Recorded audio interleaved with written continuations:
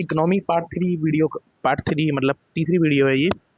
अब इसमें हमसे ये पूछा था 2020 में, बाजार कीमतों या वर्तमान कीमतों को मापने के लिए सकल घरेलू उत्पाद को निम्नलिखित में से क्या कहा जाता है।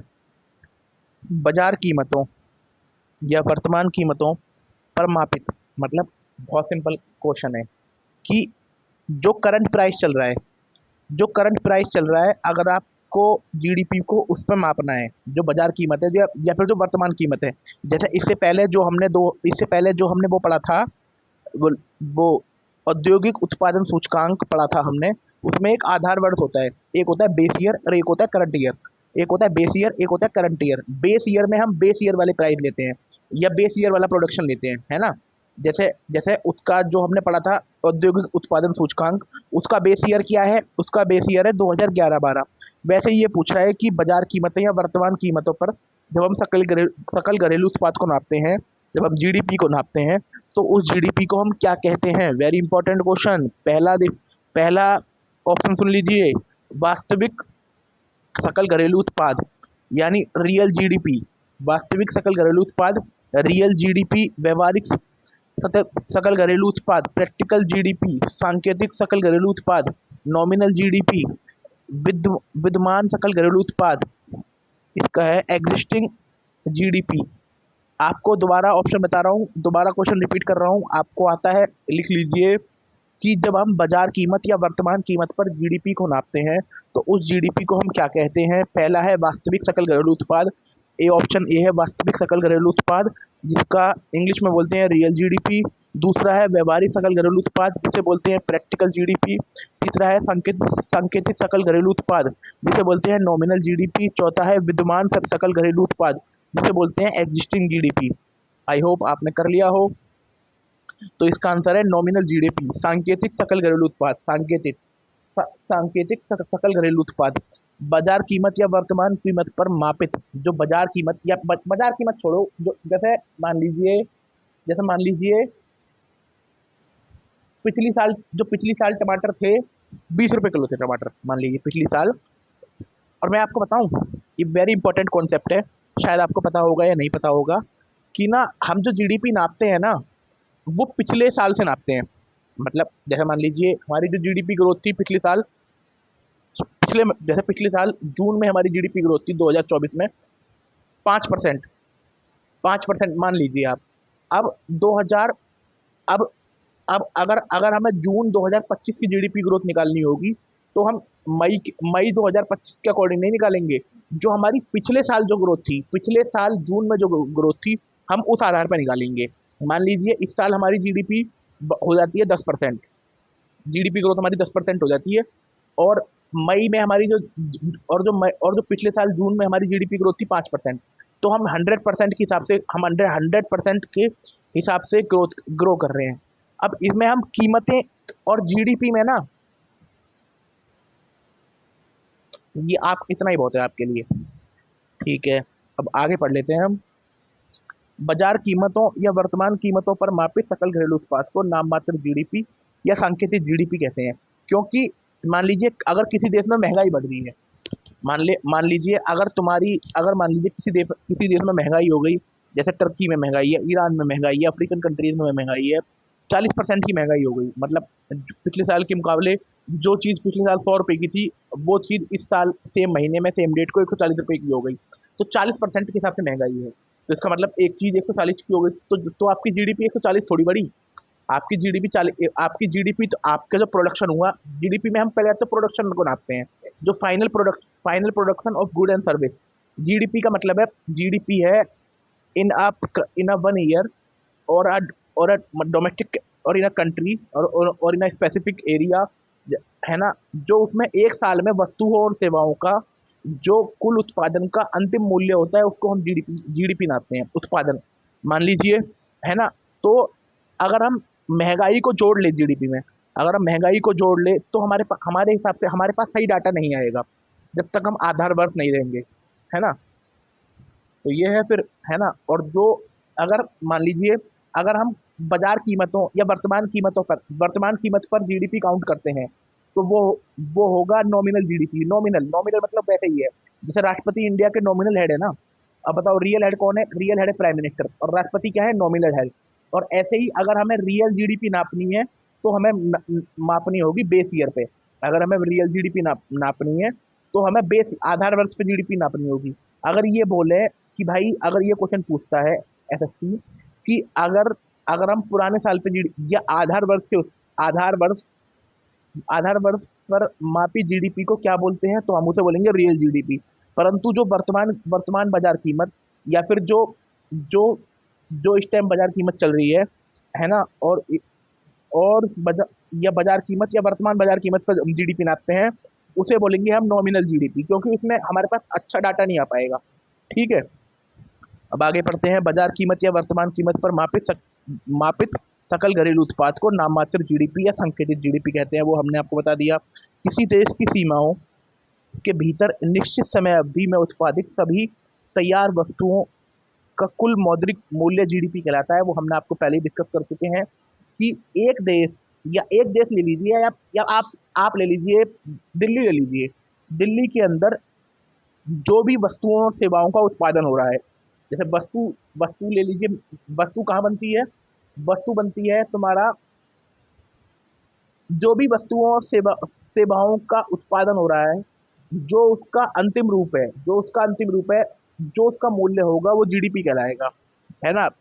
जीडीपी देश के आर्थिक स्वास्थ्य का एक व्यापक स्कोर बोर्ड है। सिंपल सी बात है, कोई बिग डील नहीं है। भारत ये भी गलत दे रखा है, इन्होंने पांचवा दे रखा है, मूर्ख आदमी है। अब हमारी जीडीपी, हम चौथे नंबर पे आ चुके हैं, चौथे नंबर पर आ चुके हैं, है ना।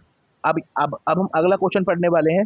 भारतीय राष्ट्रीय लेखाकरण भारतीय राष्ट्रीय लेखाकरण प्रथाओं के अनुसार वास्तविक जीडीपी प्राप्त करने के लिए सांकेतिक जीडीपी में से निम्नलिखित में से किसे संयोजित किया जाता है?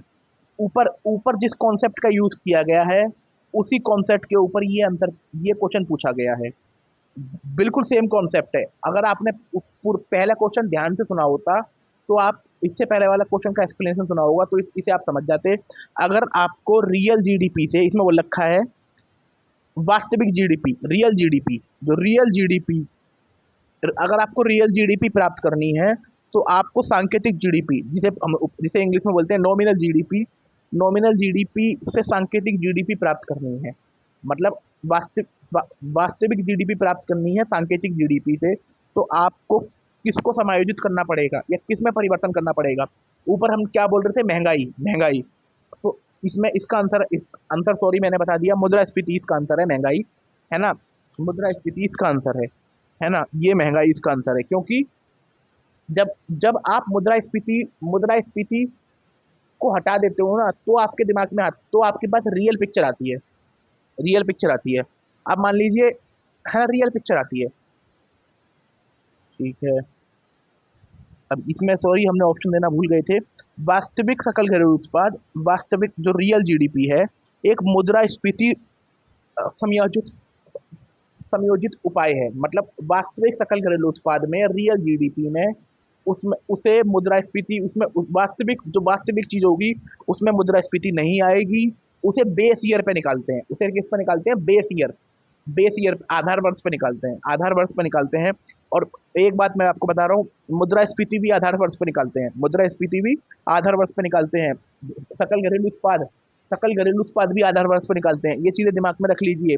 ये पूछ सकता है कि इनमें से किसको आधार वर्ष पे निकालते हैं? मुद्रास्फीति को भी आधार वर्ष पे निकालते हैं। हमारा मुद्रास्फीति का भी आधार वर्ष है, हमारा सकल घरेलू उत्पाद का भी आधार वर्ष है। वो आगे चल के हम डिस्कस करेंगे। ठीक है, ये रहा। वो किसी एक दिए वर्ष उत्पाद सभी अंतिम उत्पादित सभी वस्तुओं, इसमें देखो सभी वस्तुओं और सेवाओं का मूल्य को दर्शाते हैं। गलत दे रखा है, सभी अंतिम वस्तुओं और सेवाओं के मूल्य को दर्शाता है। सकल घरेलू उत्पाद एक विशिष्ट अवधि में देश की सीमाओं के भीतर, विशिष्ट अवधि में एक साल लेते हैं हम, देश की सीमाएं, क्योंकि जीडीपी डोमेस्टिक मतलब हमारे देश की सीमाओं के अंदर उत्पादित सभी अंतिम वस्तुओं और सेवाओं का मौद्रिक बाजार मूल्य होता है। मौद्रिक बाजार मूल्य। अब ये पूछ सकते हैं कि जीडीपी हम किस पर निकालते हैं? जीडीपी हम किस पर निकालते हैं? मार्केट प्राइस पर निकालते हैं। जीडीपी निकालते हैं हम किस पे, मार्केट प्राइस पे। ये देख लीजिए, वेरी इंपॉर्टेंट है। ये फ्यूचर क्वेश्चन है जो हम डिस्कस कर रहे हैं ना, ये फ्यूचर में क्वेश्चन फंसा सकता है। हम जीडीपी किस पे निकालते हैं, हम निकालते हैं मार्केट प्राइस पे। जीडीपी किस पे निकालते हैं हम, मार्केट प्राइस पे। ये फंसा सकता है। अब अगला क्वेश्चन देख लीजिए, राष्ट्रीय आय की गणना करते समय, वही नेशनल इनकम की गणना करते समय निवासियों द्वारा उनके देश के दौरों के दौरान किए गए व्यय को किस घटक में जोड़ा जाता है। उनके विदेश दौरे को, देखो इसमें बहुत बहुत बहुत डीप अंडरस्टैंडिंग वाला क्वेश्चन पूछा है। जब हम नेशनल इनकम को काउंट करते हैं तो जैसे हमारे देश के सिटीजन हो गए, जब उन्होंने विदेश में जब इन्हों जब उन्होंने विदेश में कोई जब उन्होंने विदेश में कोई खर्चा कर दिया, निवासी निवासी कौन होते हैं, निवासी द्वारा उनके विदेश दौरों के दौरान किए गए व्यय को किस घटक में जोड़ा जाता है। ऑप्शन है सकल वि- विदेशी पूंजी निर्माण, सर, सरकारी अंतिम उपभोग व्यय, निजी अंतिम उपभोग व्यय, सकल घरेलू पूंजी निर्माण, निजी अंतिम उपभोग व्यय। दोबारा ऑप्शन रिपीट कर रहा हूँ। जब हम नेशनल इनकम को काउंट करते हैं तो जो हमारे निवासी हैं, जो इंडिया के सिटीजन हैं, अगर उन्होंने विदेश में जाके खर्चा किया है तो उस जो वो खर्चा है, उस खर्चे को किस में जोड़ा जाएगा, उस खर्चे को किस में जोड़ा जाएगा। Again I am repeating you, आप ध्यान से सुन लीजिए, कॉन्सेप्ट वाला क्वेश्चन है। क्वेश्चन तो कॉन्सेप्ट वाला नहीं है, 2 टके का क्वेश्चन है ये, है ना। राष्ट्रीय आय में, जो नेशनल इनकम में, जब हम नेशनल इनकम को काउंट करते हैं, राष्ट्रीय आय की गणना करते हैं, जो हमारे देश के सिटीजन हैं, अगर उन्होंने अपने विदेश दौरों में, कहीं वो विदेश में मालदीव चले गए हनीमून मनाने, और उन्होंने वहाँ पर वहाँ पर कोई खर्चा किया, तो वो खर्चा किस में आएगा। पहला ऑप्शन है सकल सकल विदेशी पूंजी निर्माण। सकल विदेशी पूरी पूंजी निर्माण इंग्लिश में बोलते हैं नेट फॉरेन कैपिटल फॉर्मेशन। पहला पहला ऑप्शन है सकल विदेशी पूंजी निर्माण। ऑप्शन बी है सरकारी अंतिम उपभोग व्यय। ऑप्शन सी है निजी अंतिम उपभोग व्यय। ऑप्शन डी है घरेलू पूंजी निर्माण। ऑप्शन ए है सकल विदेशी पूंजी निर्माण। ऑप्शन बी है सरकारी अंतिम उपभोग व्यय। ऑप्शन सी है निजी अंतिम उपभोग व्यय। ऑप्शन डी है सकल घरेलू पूंजी निर्माण। अब आप इस अगर आपको आता है तो वेल डन है, अगर हम समझा रहे हैं आगे करके भविष्य में अगर आपको नहीं आता तो गलत मत कर देना।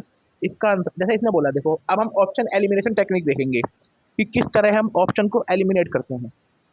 जैसे आप पहले पहले शुरू से करते हैं, सकल घरेलू पूंजी निर्माण। देखो पूंजी निर्माण क्या होता है, जब हम पूंजी लगाते हैं, जब हम कैपिटल लगाते हैं, और उससे कुछ निर्माण हो रहा होता है, या फिर उससे कैपिटल फॉर्मेशन हो रहा होता है, या फिर आगे पूंजी बढ़ रही होती है, आगे पूंजी बढ़ रही होती है ना। जैसे एक मकान खरीदा हमने, तो वो पूंजी निर्माण है, वो हमने कैपिटल इन्वेस्टमेंट कर दी, उससे हमें भविष्य में फायदा होगा, है ना। उसका है निजी अंतिम उपभोग व्यय। इसका आंसर वैसे निजी अंतिम उपभोग व्यय है, ज़्यादा से ज़्यादा हमारे पास टाइम भी नहीं है, तो इसका आंसर है निजी निजी अंतिम उपभोग व्यय। इसका आंसर क्या है, निजी अंतिम उपभोग व्यय। क्योंकि एक देश के निवासी हो गए, निवासी मतलब निजी, इसमें सरकार नहीं बोल रखा। अगर ये बोले कि भारत सरकार विदेश में, जैसे नरेंद्र मोदी जी जाते हैं विदेश में और वहाँ जो खर्चा हो रहा है, तो उसे किस में जोड़ा जाएगा, उसे उसे उसमें बोला जाएगा सरकारी अंतिम उपभोग में, क्योंकि सरकार खर्चा कर रही है ना, सरकार खर्चा कर रही है। अगर आप बोले कि जो सरकार रेलवे कर्मचारियों को पैसा देती है, तो उसे किस में जोड़ा जाएगा, सरकारी अंतिम उपभोग में, क्योंकि सरकार खर्चा कर रही है। अभी यहाँ एक निजी आदमी खर्चा कर रहा है, या बोले कि विदेश में जो विदेश में हमारे डिप्लोमेट रहते हैं, जो हमारे एम्बेसडर रहते हैं, जो हमारे लोग रहते हैं, जो नहीं लोग नहीं एम्बेसडर, सरकारी आदमी जिनकी तनख्वाह सरकार देती है, उसको किस में जोड़ा जाएगा बताइए, उसको किस में जोड़ा जाएगा, उसको बोला जाएगा सरकारी अंतिम उपभोग में।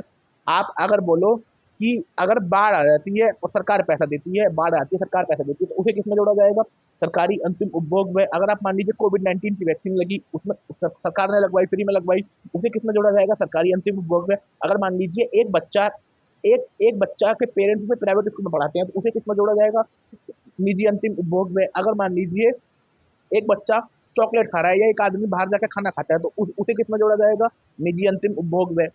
जो जो बंदा जो व्यय कर रहा है, जो खर्चा कर रहा है, हमें वो चीज़ देखनी है। बहुत डीपली डिस्कस कर रहे हैं, आई होप आपको समझ में आ रहा होगा, है ना। ठीक है। अब है ना।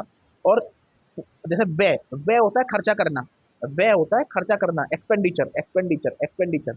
और एक होता है पूंजी निर्माण, पूंजी निर्माण। अगर मान लीजिए सरकार ने पुल बनाया या फिर मेट्रो चलाई, वो वो सरकार ने वो उससे सरकार को लाभ होगा। सरकार ने मान लीजिए, ये हम आगे पढ़ने वाले हैं, अब देख लीजिए, या हमने आपको,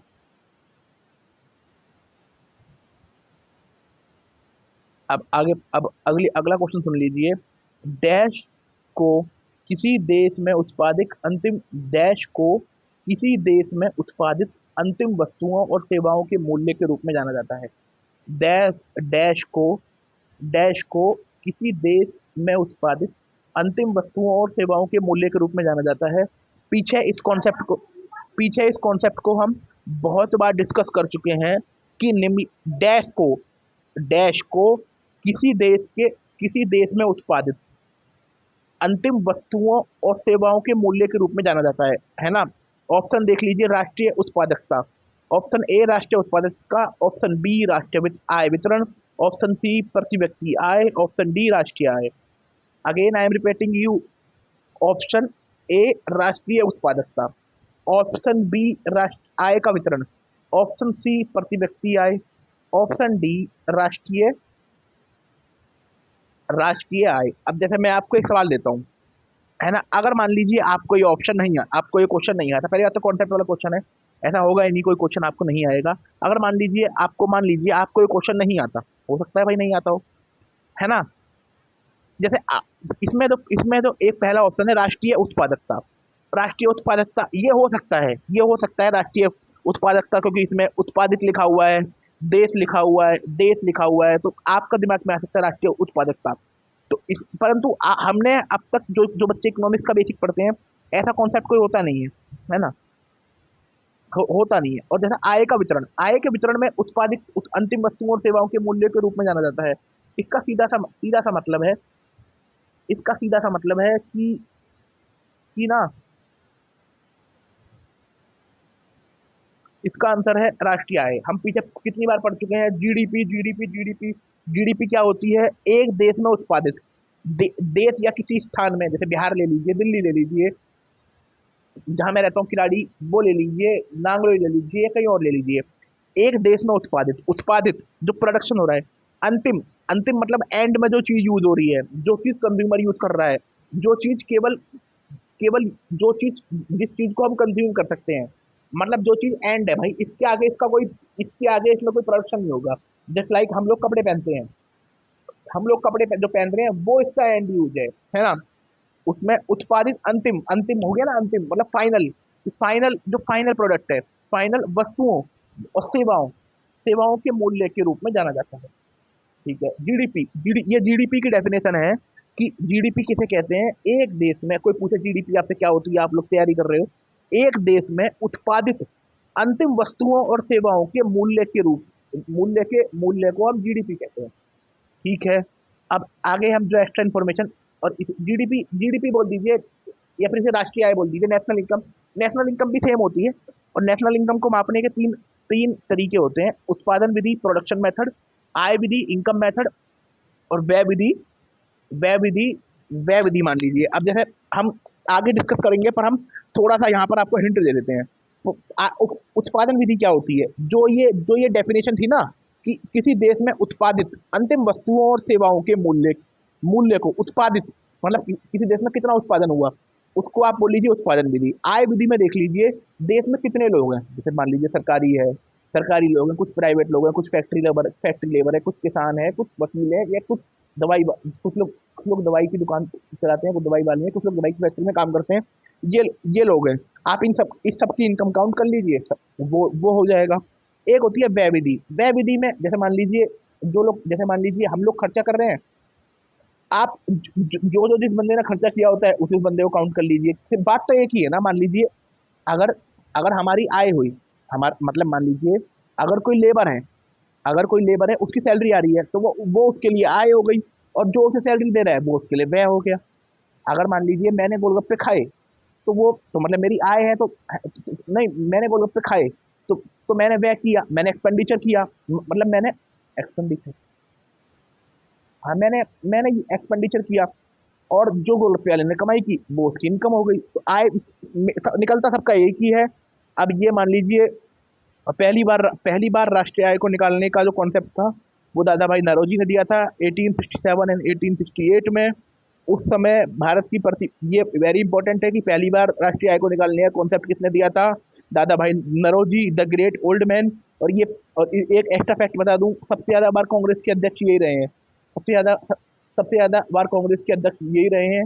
जो ड्रेन ऑफ वेल्थ थ्योरी है, वो धन निकासी का सिद्धांत इन्हीं का सिद्धांत है ना। और इनका एक न्यूज़पेपर था रस्त गुप्तार करके न्यूज़पेपर था, है ना। ये कांग्रेस के फाउंडिंग मेंबर थे। और हाँ, बस यही यही कॉन्सेप्ट है। अब मान लीजिए, इन्होंने राष्ट्रीय आय की मापन का कॉन्सेप्ट पहली बार इन्होंने दिया था 1867 टू 1868 में। उस समय भारत की जो प्रति व्यक्ति आय थी वो 20 रुपए थी। प्रति व्यक्ति आय कैसे निकलते हैं? देश की देश की पूरी आय निकाल लो, और उसमें से देश में जितने लोग हैं सब उसे डिवाइड कर दो। जैसे मान लीजिए, किसी घर में 5 लोग रहते हैं, और उस देश में जो सॉरी किसी घर में 5 लोग रहते हैं, और उस घर की जो टोटल आय है वो 100 रुपए है। अब 100 रुपए को 5 से डिवाइड कर दो, तो उस घर की प्रति व्यक्ति आय कितनी निकलेगी? वो 20 रुपए निकलेगी। वैज्ञानिक दृष्टिकोण से राष्ट्रीय आय का मापन, जो वैज्ञानिक दृष्टिकोण से राष्ट्रीय आय का मापन शुरू हुआ, वो वी के आर वी रवि द्वारा वर्ष 1931-32 में किया गया। जो पहली बार राष्ट्रीय आय का मापन शुरू किया वो तो हमारे Dadabhai Naoroji, the great old man, है ना। उन्होंने उन्होंने करा था 1867 टू 1868 में। परंतु जो वैज्ञानिक दृष्टिकोण से मापन शुरू हुआ 1931-32 में, वो वी राव ने शुरू किया था। भारत में जो राष्ट्रीय आय मापता है उसे एनएसओ कहते हैं। नेशनल स्टैटिस्टिकल ऑफिस राष्ट्रीय सांख्यिकी संस्थान। और राष्ट्रीय सांख्यिकी संस्थान किस मंत्रालय के अंदर आता है? मिनिस्ट्री ऑफ स्टैटिस्टिक्स, राष्ट्रीय, नहीं, सांख्यिकी और क्रियान्वयन कार्यक्रम का मंत्रालय सांख्यिकी, है ना। अब अगला क्वेश्चन हम डिस्कस करने वाले हैं, भारत में नियोजित आर्थिक विकास की शुरुआत से पहले वर्ष 1945 में निम्नलिखित रूप से कौन सी योजना कौन सी योजना शुरू की थी? अब देखो, वेरी इंपॉर्टेंट क्वेश्चन है। इसमें बोल रखा है, भारत में जब हम प्लानिंग जब हम प्लान्ड इकोनॉमिक डेवलपमेंट कर रहे थे जब हम प्लान्ड इकोनॉमिक डेवलपमेंट कर रहे थे, उससे पहले कौन सी योजना शुरू हुई थी? जब जैसे हमारा जो पहले योजना आयोग था, जिसके बारे में हम आगे पढ़ने वाले हैं, योजना आयोग बना था, जो हमारे 5 ईयर प्लान आए थे, उससे पहले हम कौन सा प्लान फॉलो कर रहे थे, है ना। या फिर आप ये हमसे पूछ लेगा कि भारत में, तो इसका पहला ऑप्शन है सर्वोदय प्लान, दूसरा ऑप्शन है जन जन योजना, तीसरा ऑप्शन है बम्बई योजना, चौथा ऑप्शन है गांधीवादी योजना, है ना। चौथा ऑप्शन है गांधीवादी योजना। अगेन आई एम रिपीटिंग कि भारत में प्लैंड इकोनॉमिक डेवलपमेंट, नियोजित आर्थिक विकास की शुरुआत से पहले, मतलब उससे पहले 1945 में निम्नलिखित में से कौन सी योजना शुरू की गई थी? आप देख लीजिए कौन सी योजना शुरू की गई थी। सर्वोदय योजना, जन योजना, बम्बई योजना, गांधीवादी योजना। ऑप्शन ए सर्वोदय योजना, ऑप्शन बी जन योजना, ऑप्शन सी बम्बई योजना, ऑप्शन डी गांधीवादी योजना। तो इसका आंसर है जन योजना। वर्ष 1945 में जन योजना का मसौदा एम एन रॉय ने तैयार किया था। अब मैं आपको बहुत इंपॉर्टेंट फैक्ट बता दूं, एम एन रॉय एक कम्युनिस्ट नेता थे। अगर इसमें ये पूछ सकता है पॉलिटी में कि एम एन रॉय कौन से राजनीतिक दल से जुड़े हुए थे या विचारधारा से जुड़े हुए थे, ये एक कम्युनिस्ट नेता थे। पहली बार जो कॉन्स्टिट्यूशन का आइडिया दिया था ना इंडिया में, कि भारत का एक कॉन्स्टिट्यूशन होना चाहिए, वो एम एन रॉय साहब ने दिया था 1934 में। फिर 1935 में कांग्रेस ने बोला था। ठीक है, एम एन रॉय ने तैयार की थी जन योजना।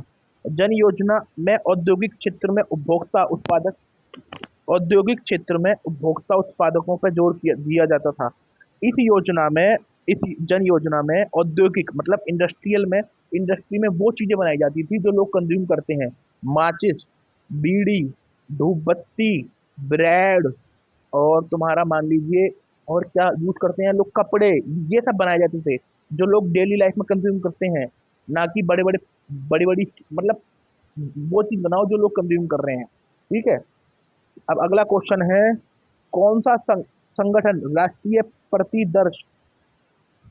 प्रतिदर्श सर्वेक्षण कार्यालय एनएसएसओ एनएसएसओ राष्ट्रीय प्रतिदर्श नेशनल नेशनल राष्ट्रीय प्रतिदर्श सर्वेक्षण कार्यालय एनएसएसओ और अन्य स्रोतों के एक एकत्र आंकड़ों के आधार पर भारत में आधिकारिक निर्धनता आकलन जारी करता है।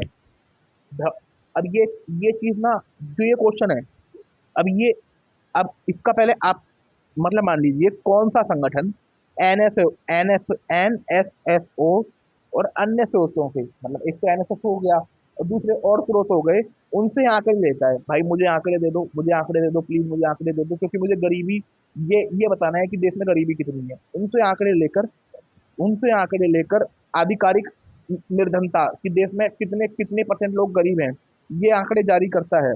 इसका ऑप्शन है विश्व बैंक, पहला ऑप्शन विश्व बैंक, ऑप्शन बी भारतीय reserve bank, option C NITI Aayog, option D वित्त मंत्रालय। ऑप्शन ए विश्व bank, option B RBI, option D NITI Aayog, option C NITI Aayog, option D वित्त मंत्रालय।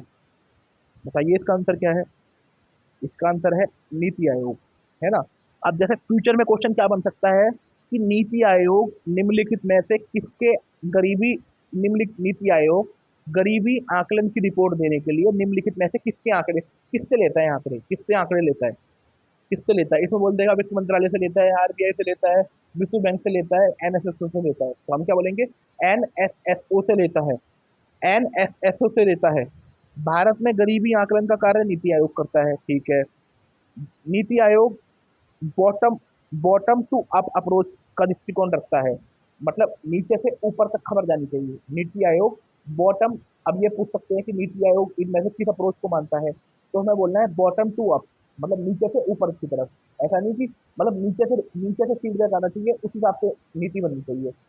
और उससे पहले क्या होता था कि ऊपर से नीति बना दी, बाद में किसी को पता पता नहीं हो रहा। यह आयोग सहकारी संघवाद की भावना को जन्म देता है, कोऑपरेटिव फेडरलिज्म को जन्म देता है, सहकारी संघवाद की भावना को जन्म देता है। अगला क्वेश्चन है हमारा, जीडीपी का सबसे बड़ा घटक कौन सा है? जीडीपी का, पहली बात तो ये जिस आदमी ने ये क्वेश्चन बनाया है वो घटिया आदमी है। इसे बोलना चाहिए था भारत की जीडीपी में सबसे बड़ा घटक कौन सा है। भारत की जीडीपी में सबसे बड़ा घटक कौन सा है, मतलब भारत की जीडीपी में सबसे बड़ा पार्ट किससे मिलकर बनता है? ऑप्शन ए है निवेश, ऑप्शन बी है शुद्ध निर्यात, ऑप्शन डी है सरकारी खरीद, ऑप्शन ए है निवेश, ऑप्शन बी है शुद्ध निर्यात, ऑप्शन सी है सरकारी खरीद, ऑप्शन डी है उपभोग। Again I am repeating you, GDP GDP में सबसे बड़ा घटक कौन सा है? ऑप्शन बी निवेश, ऑप्शन ए निवेश, ऑप्शन बी शुद्ध निर्यात, ऑप्शन सी सरकारी खरीद, ऑप्शन डी उपभोग। तो भारत की जीडीपी में सबसे, इसका आंसर है उपभोग। टाइम नहीं है, नहीं तो बहुत प्यार से समझाता।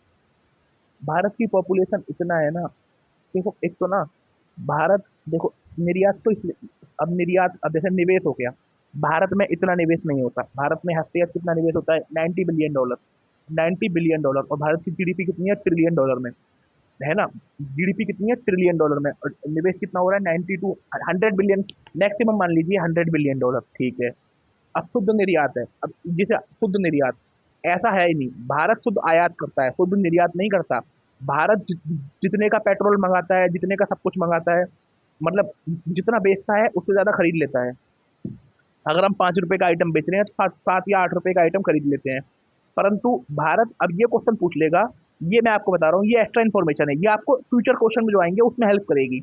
भारत सेवा क्षेत्र में, सर्विस में तो भारत भारत शुद्ध आयातक है, मतलब भारत भारत शुद्ध निर्यात करता है, कि मतलब भारत नेट है, मतलब भारत ज्यादा निर्यात करता है, कम आयात करता है सर्विस में। जैसे कि हमारे यहाँ के सॉफ्टवेयर इंजीनियर वहाँ के लिए काम कर रहे हैं, हमारे यहाँ के लोग कॉल सेंटर में काम कर रहे हैं अमेरिका के लिए, है ना। और सरकारी खरीद भी इसलिए इसलिए हमारे देश में नहीं आएगा क्योंकि भाई सरकार कितनी है, सरकार के 1 करोड़ लोग होंगे ऐसे, परंतु और वैसे कितने हैं, आम जनता कितनी है, आम जनता 140 करोड़ है। तो वो है, इसका आंसर है उपभोग। हमारी जीडीपी का सबसे बड़ा भाग है उपभोग, क्योंकि हमारे देश की 140 करोड़ पॉपुलेशन है, वो खा खा पी के उपभोग कर लेती है। जैसे चाइना की जीडीपी का जो सबसे बड़ा पार्ट है वो निर्यात है। चाइना के लोग सबसे ज्यादा निर्यात करते हैं, उपभोग भी करते हैं। और क्योंकि चाइना वर्ल्ड की फैक्ट्री है, सारी दुनिया का पेट भर रहा है। अब आप देख लीजिए, जीडीपी किस देश की अर्थव्यवस्था में उपभोग, किस देश की अर्थव्यवस्था में जीडीपी का सबसे बड़ा भाग उपभोग होता है, सबसे बड़ा घटक उपभोग होता है। सेवा क्षेत्र जीडीपी में सबसे बड़ा योगदान है हमारे देश में, पीछे पड़ चुके हैं हम। तृतीय क्षेत्र का सबसे बड़ा योगदान है ना, पैसे के मामले में, है ना। और कृषि क्षेत्र का योगदान मान लीजिए 18.2 है। देखो अब यहाँ पर 18 दिखा रहा है। हम उससे पहले ही डिस्कस कर चुके हैं कि ऑलमोस्ट ऑलमोस्ट 18 है ना। किसी देश में एक ये जीडीपी की डेफिनेशन दे रखी है, किसी देश में एक समय अवधि के दौरान उत्पादित सभी अंतिम वस्तुओं और सेवाओं के कुल मौद्रिक मूल्य को सकल घरेलू उत्पाद कहते हैं। एक देश में सभी अंतिम वस्तुओं, एवरी अंतिम फाइनल वस्तुओं और सेवाओं सेवाओं अब ये पूछ सकते हैं कि जीडीपी में सेवा को काउंट करते हैं, हाँ भाई जीडीपी में सेवा को काउंट करते हैं। जीडीपी में वस्तुओं को काउंट करते हैं, हाँ भाई जीडीपी में वस्तुओं को काउंट करते हैं। जीडीपी में ओनली फाइनल प्रोडक्ट काउंट करते हैं। और जीडीपी बाजार मूल्य पर निकाली जाती है, बाजार मूल्य में इनकम टैक्स जोड़ देते हैं, सब्सिडी माइनस कर देते हैं बाजार मूल्य में। और इनकम टैक्स नहीं, बाजार, जब हम कोई किसी चीज को बाजार मूल्य पे निकालते हैं तो उसमें टैक्स को प्लस कर देते हैं, सब्सिडी को माइनस कर देते हैं। वेरी इंपॉर्टेंट कॉन्सेप्ट है, क्वेश्चन बन सकता है, मुश्किल क्वेश्चन बनेगा तो यहीं से बनेगा। अगर कहीं अगर आपको बाजार मूल्य पर जाना है, अगर आपको बाजार मूल्य निकालना है तो आप टैक्स जोड़ दीजिए, सब्सिडी माइनस कर दीजिए। और जीडीपी हम बाजार मूल्य पर निकालते हैं, अंतिम वस्तुओं का निकालते हैं, सेवा का निकालते हैं। और जो उनका, अब ये बोले कि भाई ऐसे जीडीपी करते हैं, जो उनका मूल्य होता है ना, मूल्य को निकालते हैं। ठीक है, बड़ा ध्यान से पढ़ा रहा हूँ।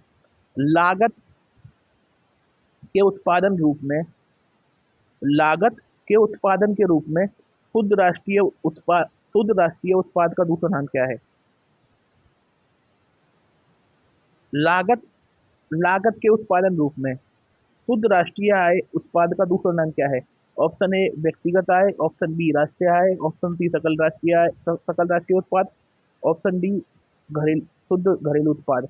इसका आंसर है, मैं आपको दोबारा रिपीट कर देता हूँ। व्यक्तिगत आय, राष्ट्रीय आय, सकल राष्ट्रीय उत्पाद, शुद्ध घरेलू उत्पाद। ऑप्शन बी इसका आंसर है।